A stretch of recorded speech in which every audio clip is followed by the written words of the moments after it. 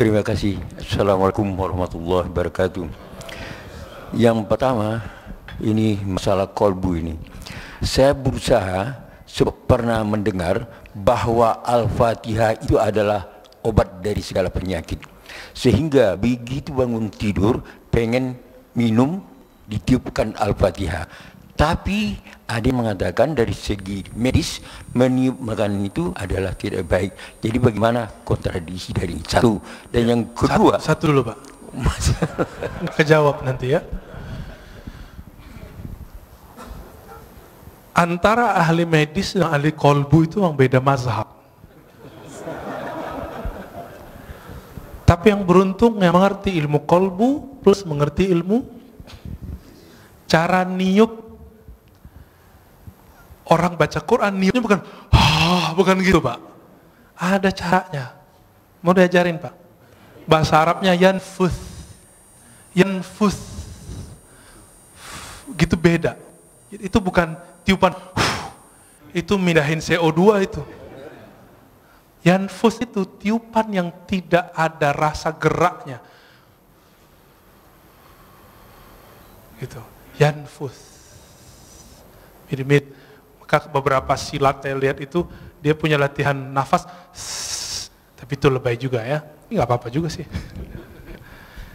Gimana? Ternyata bukan hanya itu yang penting. Bapak kalau saya kirimin WA, saya bilang, Bapak hebat ya, ahli tahajud, mujahid fisabilillah, semangat Pak. Tapi saya bilang, cemen lo, soalim. Itu di WA. Kalau Bapak baca ada efek nggak? Ngefek ke badan nggak? Waktu pengurus diteror waktu 2 tahun lalu atau 3 tahun lalu, karena mencoba menetralisir kajian, itu WA bikin rusuh itu Pak, bikin gundah. Benar nggak? Kalimat-kalimat itu punya energi kalau dibaca. Apalagi kalau dilafazkan, apalagi kalau dihembuskan. Kenapa? Karena energi-energi yang ada di situ dia bisa tersimpan. Ya. Coba lihat flash disk. Dia bisa nyimpan data, handphone bisa nyimpan data, maka semua benda-benda itu bisa nyimpan energi, data-data itu. Semuanya bisa nyimpan data. Kenapa sendal Imam Ahmad itu bisa mengeluarkan jin? Seorang laki-laki datang, ya Ahmad, ya Aba Abdullah, anakku, putriku sering kesurupan, kayaknya dipaksa nikah kayaknya. Rata-rata kesurupan, survei kita 70% survei langsung. Itu karena stres, ditekan. Di pesantren, kalau pesantrennya terlalu keras, kurang menikmati anak kita bisa kesurupan Pak. Di asrama, di sekolah, apalagi dipaksa nikah sama. Dipaksa kerjaan sama, atau lagi pergi berkemah itu ada tekanan, nanti orang itu seruban, itu stres. Tapi kalau ini bukan, ini gangguan sihir, udah stres kemasukan jin. Apa katanya? Maaf saya lagi sibuk, ini sendalku tolong bawa, ketuk aja kepalanya, jangan digambar gitu ya, ketuk kepalanya. Akhirnya dia datang pulang, dia ketuk kepala si putrinya, langsung sembuh. Apa hubungannya sendal lama? Jadi ulama-ulama ahli kolbu itu untuk mengurus orang kesurupan nggak perlu baca ayat Pak. Karena dibacain ayat, jinnya juga hafiz. Diulang lagi hafalannya semua. Dia butuh memori kolbu yang tersimpan di situ. Maka caranya bukan dihembus, gitu Pak ya, ditiup. Ini saya tunjukin. Kita baca misalnya, Bismillahirrahmanirrahim. Itu aja. Dia cuma transfer data aja. Data kalimat Al-Fatihah dipindahin ke situ. Diiktikadkan, ya Allah, tolong turunkan keberkahan Fatihah ke Abu Sa'id Al-Khudri udah bertahun-tahun diajarkan Al-Fatihah oleh Nabi. Tapi satu kali sebelum pulang, Nabi panggil, ya Abu Sa'id, nanti sebelum pulang kamu temuin saya. Karena dia punya bakat ngobatin. Nggak semua orang punya bakat ngobatin Pak. Jadi Bapak ini kalau nggak punya bakat ngobatin walaupun hafiz Quran, apalagi cuma hafil qul huwallahu ahad, jangan coba-coba ngeruqyah. Abu Sa'id orangnya berani, nekatan orangnya. Apa kata Nabi? Nih, saya kasih kamu hadiah. Ditunggu-tunggu ternyata yang dibaca Nabi apa? Al-Fatihah. Tapi baca Fatihahnya beda zauknya, beda waridnya, beda ahwalnya ketika baca Fatihah saat sholat. Saat sholat baca Fatihah itu isinya adalah khudu, kerendahan kolbu. Di saat ini ada zikir obat di situ. Muncul sebuah riwayat hadis dhaif. Al-Fatihah syifa'un min kulli da'. Fatihah itu obat segala penyakit. Hadis dhaif, tapi Imam Ibnu Qayyim, murid Ibnu Taimiyah, Imam Salafi mengatakan apa? Ini mujarab. Fatihah itu mujarab. Benar Pak, mujarab Pak. Cobain aja Pak. Terus gimana lagi setelah ditiup? Tutup dengan salawat Allahumma sholli ala Sayyidina Muhammad wa ala ali Sayyidina Muhammad. Lalu minta doa, ya Allah, berkahi air ini, jadikan dia obat untuk tubuhku, badanku. Gitu Pak. Jadi jangan pindahin CO2-nya. Oke? Ya. Yang kedua, satu lagi aja. Tambuh. Tambuh cia. Begini Ustaz. Jadi di dalam kita menetralisir diri ini, kami sering praktik bahwa menangis itu adalah lambang kecengengan. Jadi kami berusaha untuk tidak menjadi orang cengeng bagaimanapun perasaan, untuk berusaha tidak menangis, sehingga memang sulit untuk menangis. Sedangkan dikatakan kamu membaca Al-Quran itu cobalah menangis, kalaupun tidak bisa menangis berpura-pura menangis. Nah, kontradiksi lagi. Bagaimana Ustaz? Makasih. Hadis Iqra'ul Quran wabqa alaihi fa illam tabku fatabaku. Itu hadisnya dhaif tapi boleh diamalkan. Bacalah Quran, menangislah. Jika kamu tidak sanggup menangis, maka kenapa susah nangis? Karena nggak pakai kolbu. Coba urus dulu kolbunya. Urus dulu kolbunya. Nanti Pak, kami 40 hari, saya cuma diizinkan sebelum maghrib baca Quran sama guru saya. Kamu obatnya sekarang kolbu dulu. Fatihahnya ayat yang lain nanti aja dulu. Dosisnya nanti.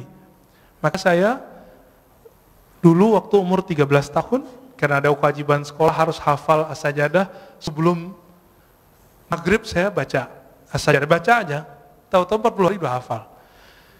Ketika selesai 40 hari, selesai zikir kolbu, saya baca Quran.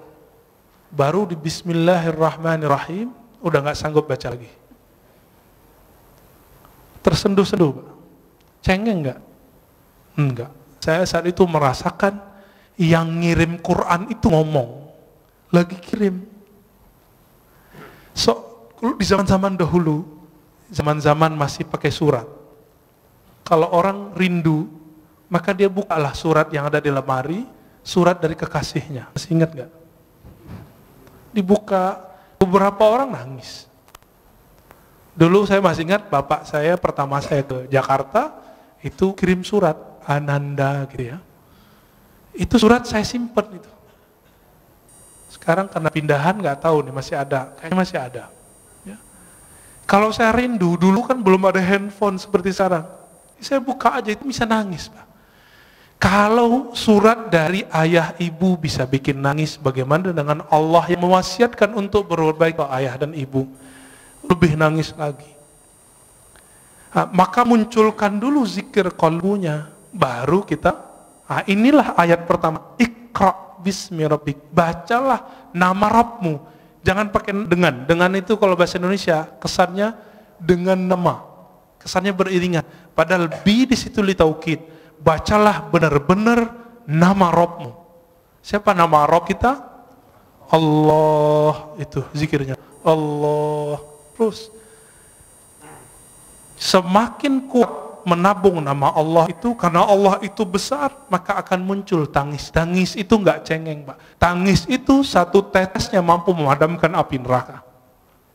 Cengeng enggak? Yang cengeng itu nangis kemana-mana, enggak bisa memadamkan api neraka. Api kemarahan istrinya enggak bisa marah, Pak. Ya. Apakah itu cengeng? Tidak. Di Quran banyak sekali ayat-ayat yang menyebutkan salah satu ahwal para kekasih Allah adalah nangis. Ya bukun, ya, mereka nangis. Bahkan ada sindiran orang yang suka ketawa. Ya. Tertawalah sedikit, nangislah banyak, ada ayatnya. Ini terakhir, Pak. Imam Al-Hafiz Abdul Awwal Abul Waqt As-Sijzi Al-Harawi, guru dari Ibnul Jauzi, guru Imam ahli hadis, pakar hadis palsu, didatangi oleh seseorang. Dia pengarang kitab Arba'un Al-Buldaniyah.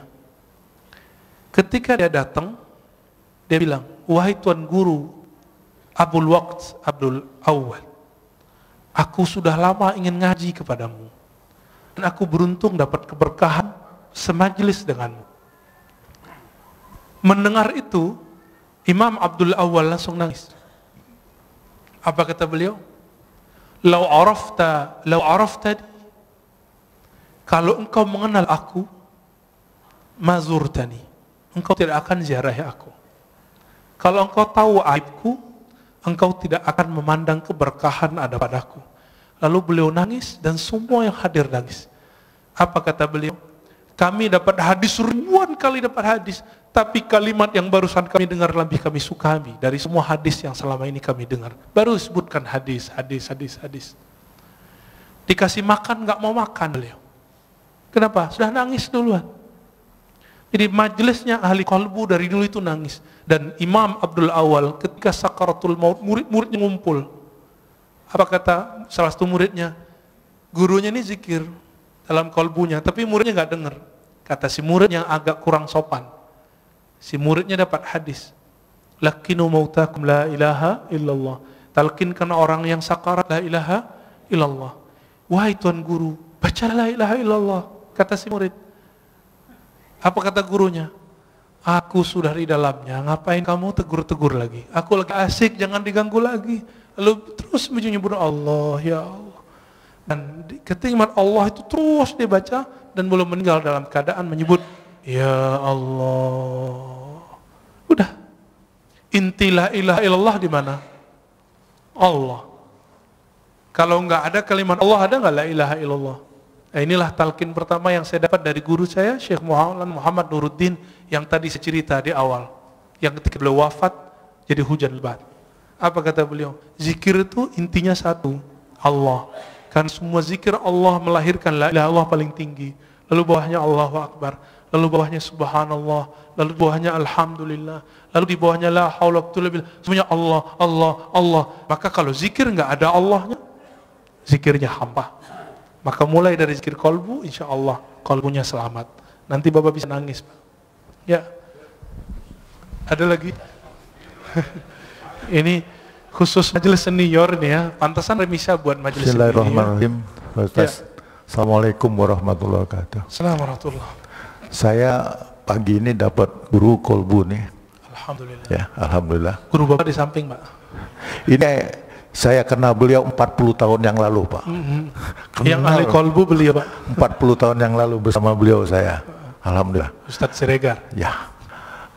Beliau masih bujangan waktu itu, Pak. Ya. Sekarang istrinya masih satu, Pak. Satu, alhamdulillah. Ya. Putranya satu. Tadi saya sempat ngobrol sama beliau, luar biasa. Tolong Pak, pada saat Pak Ustaz menemukan belajar kolbu itu, siapa cerminnya? Sekian. Wassalamualaikum warahmatullahi wabarakatuh. Ini tanya bertanya itu, Pak ya. Saya jawabnya dua. Tapi itu tergantung makomnya kita. Maka yang Bapak rasakan, yang guru Bapak katakan sebelumnya, itu belum tentu yang saya dapatkan. Oke? Kalau secara ilmu hadis, al-mu'min mir'atul li akhihi. Mu'min itu cerminan bagi saudaranya. Itu secara hadis. Tapi secara ilmu qalbu, cerminan hakiki itu adalah nur Muhammadiyah, nur Rasulullah sallallahu alaihi wasallam. Disitulah orang bisa bercermin. Orang bercermin ke Nabi itulah yang disebut bersanad. Kalau dia tidak punya cerminan ini, nggak punya sanad ini, dia tidak bisa memantulkan cahaya Allah tabaraka wa ta'ala. Kenapa Rasulullah cerminannya? Karena Rasulullah yang paling lengkap mewarisi, dapat memantulkan semua asmaul husna. Ada masuk air putih, keluar air putih. Masuk nama Ar-Rahman, maka muncullah kesayangan Rasulullah ke semua umat. Itulah wa ma arsalnaka illa rahmatan lil alamin. Muncul Ar-Rahim, maka Nabi SAW mencintai. Itu surat laqad ja'akum Al-Bara'ah ayat terakhir, bagian 2 terakhir. Wabil mu'minina ra'ufur rahim, wabil mu'minina ra'ufur rahim. Kawan Hal-Hallaj, tapi beda mazhab, beda tariqah, namanya Imam Ash-Shibli. Beliau itu ketika wafat dapat kabar dari seseorang ini memuliakan imam ini. Lalu ditanya dalam mimpi, orang ini bertemu Rasulullah, wahai Rasulullah, kenapa engkau memuliakan si Shibli? Apa jawaban Rasulullah dalam mimpinya? Bagaimana aku tidak memuliakannya? Dia telah menjadikan aku cerminannya. Setiap selesai sholat dia berikan, laqad ja'akum rasulun min anfusikum azizun alaihi ma anittum harisun alaikum bil mu'minina raufur rahim. Allah sebut Nabi dengan namanya. Rauf itu nama Nabi, nama Allah. Rahim itu nama Allah. Allah jadikan Nabi itu jadi cerminnya. Maka siapa yang bercermin bersenat kepada Rasulullah, kalbunya bercahaya. Maka ketika orang sholat Allahu Akbar, dia harus bercermin Rasulullah di depannya. Tapi siapa yang bertemu Rasulullah? Yang bertemu Rasulullah roh. Karena roh kita belum hidup, kita butuh seorang mursyid yang menghidupkan, membangunkan. Hei, bangun kamu. Maka guru kita juga berguru. Dengan bersyukur, berterima kasih kepada guru, baru disebut berterima kasih kepada Allah Ta'ala.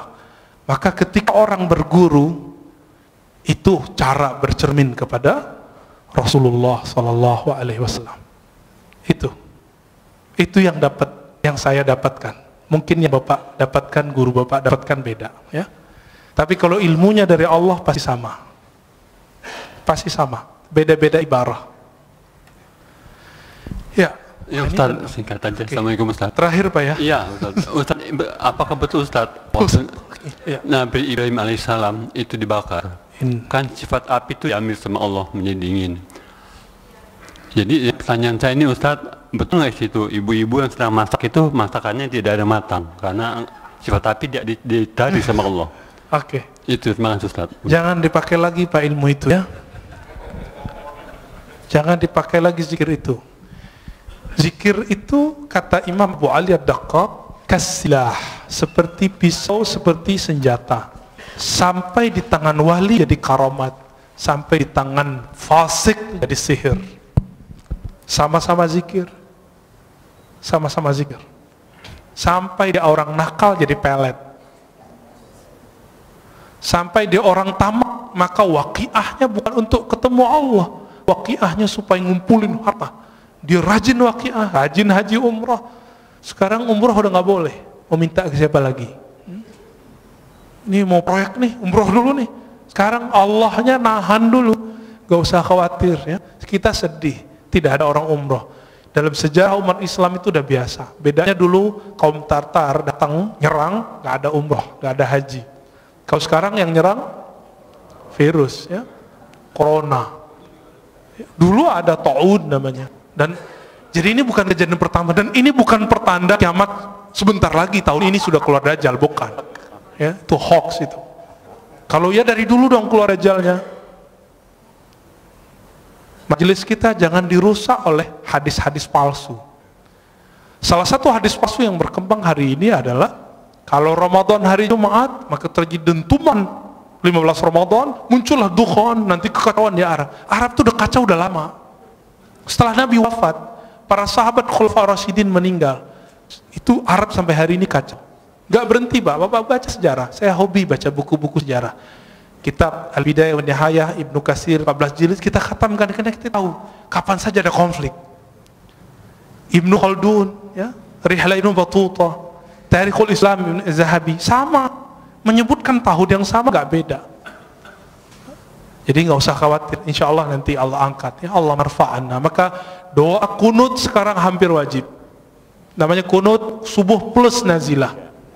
Ya, kalau bisa ditambahkan kepada imam, tolong kasih tahu, Allah fa'idfa'annal bala wal waba. Ya Allah tolak bala dan wabah dari kami, wabah virus. Ya, insya Allah Allah jauhkan.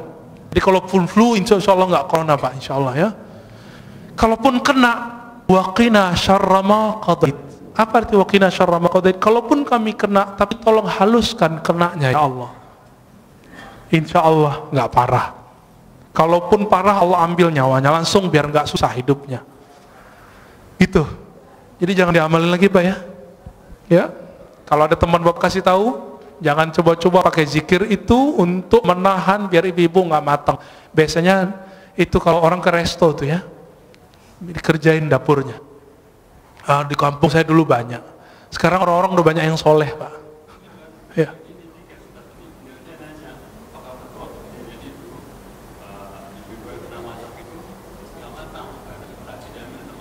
Oh enggak, itu mah ngakalin aja ya.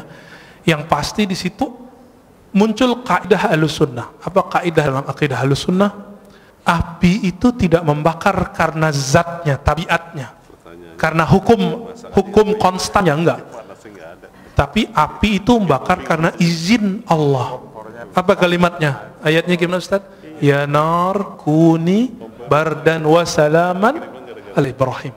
Wahai api, jadilah kamu kuni itu kan asalnya kun, karena nar itu dia bukan benda yang berakal, disebut kuni, disebut dia feminim pakai ya, kuni, hendaklah kamu menjadi keadaannya dingin. Maka kalau api selama ini panas itu karena Allah emang titahkan kamu bakar. Sampai sekarang di kampung kita masih banyak ilmu debus, nggak pakai sihir. Cuma pakai sholat 2 rakaat, zikir sesaat, mereka langsung nggak kebakar. Tapi kita cek di luar itu nggak bisa dia ya. Itu cuma karena dia zikir. Dia lagi ngamalin Bismillahirrahmanirrahim, ya duru, ingin bukti. Jadi dia lagi ngamalin ilmu Nabi Ibrahim. Ya Allah, saya pengen bukti kalau benar ayat ini, benar hadis ini, kalau siapa yang bersama Allah tidak ada yang menyakitinya, buktikan aku ambil api, jangan bakar diriku. Betul. Dan saya punya guru itu. Coba alhamdulillah ibu saya dulu larang. Almarhumah ibu saya mengatakan, kamu mau jadi apa? Gak usah belajar itu. Lalu ketemu guru kami yang lain, Maulana Kasril namanya, mau jadi emosional atau jadi penyabar? Saya jawab, ya penyabar lah. Kalau mau jadi penyabar, hindari ilmu-ilmu kebatinan, meskipun boleh secara hukum syariat. Maka saya nggak belajar ilmu-ilmu aneh Pak. Ini belajarnya ilmu silat lidah aja. Ya, jadi tidak benar semua api saat itu cuma satu api, tidak semua api. Ya, siapa juga yang masak saat itu? Ya, ya itu khayalan orang lagi mentafsir. Tahir Pak Mirwan. Assalamualaikum warahmatullahi wabarakatuh. Assalamualaikum. Tadi Ustaz katakan Sayyidina Umar ya, minta kepada Bilal supaya azan mengingatkan kita kepada Rasulullah. Sallallahu alaihi wasallam. Kebetulan tadi juga imam kita Hasanuddin Sinaga jadi imam. Sinaga apa Siregar? Sinaga. Sinaga, sorry. Kita rindu suara beliau ini. Karena tahun 97 dulu beliau ini imam di sini. Alhamdulillah. Makanya kita rindu. Ini siapa yang bawa ini? Bang Adek tadi ya. Kalau bisa sering-sering bawa Bang Adek. Alhamdulillah. Yang kedua mengenai tunggu dulu. Alhamdulillah lupa. Iya. Mengenai suluk tasawuf di kampung saya itu banyak Ustaz. Oh iya. Cuma kami dulu sebagai pemuda menganggap ini ilmu Apa ini? apa ini pelajarin ini. Nah, setelah di Jakarta ternyata Pak Ustadz memberikan yang sebenarnya, ya bagaimana ilmu itu dilakukan, sehingga Pak Ustadz yang masih muda, masih seumuran anak saya, tapi emosinya tidak tinggi, sementara saya masih meletup ini. Gimana kira-kira Ustadz? Demikian. Assalamualaikum warahmatullahi wabarakatuh. Assalamualaikum warahmatullahi wabarakatuh. Betul, orang berguru, berlatih, bersanad, istiqomah, dia melewati umur fisiknya. Maka guru-guru kami, di mudanya mereka sudah jadi syekh. Syekh itu artinya orang tua. Dan saya dikasih gelar syekh oleh guru saya umur 27. Umur saya sekarang 34. Jadi masih jauh dibandingkan imam kita. Tapi umur 12 tahun, saya sudah belajar zikir, alhamdulillah. Umur 13 kita riyadhah. Dan riyadhah itu, latihan itu, riyadhah artinya latihan yang berulang-ulang. Kami kerjakan sampai hari ini. Sampai hari ini. Kami nggak perlu banyak-banyak ilmu, dikit tapi kami amalkan. Zikir itu dari pangkal sampai ujung, zikir intinya cuma Allah. Maka kami zikir Allah setiap hari. Itu aja setiap hari. Guru saya mengatakan, hei, kamu mau bahas apa saja, semua wali zikirnya ini. Betul, kita udah ketemu banyak wali-wali Allah, dan semua zikirnya ini. Gak lepas dari nama ini. Dan ternyata inilah warisannya Nabi Muhammad SAW, yang orang banyak lupa. Orang kalau nuzul Quran cerita apa, gak cerita zikir. Ya. Orang cerita zikir, bahasnya sunnah bid'ah lagi, enggak jadi zikir-zikir. Ya. Yang di kampung bapak itu, bapak yang Aceh kan? Ya. Itu ada Syekh Muda Wali. Syekh Muda itu gelar khas orang Sumatera Barat. Jadi orangnya masih muda, dia disebut Syekh, tapi muda. Maka disebut Syekh Muda, Syekh Muda Wali. Tapi tinggal di Aceh, orang Jamek, tamu orang Aceh. Tapi mereka entah lebih tua dari orang Aceh, Pak. Karena orang Aceh kan campuran. Ada yang India, Pakistan, bahkan macam-macam di situ. Arab apalagi. Jadi kalau orang Aceh rasis nggak boleh. Kenapa? Semua kita pendatang di tanah ini. Siapa yang tahu kita ini asli Jawa, Sunda, Padang, Kalimantan? Siapa yang tahu? Dicek genetiknya, ternyata wong Cino. Ya, ini matanya mata sipit-sipit semua. Tapi benci Cina kan aneh.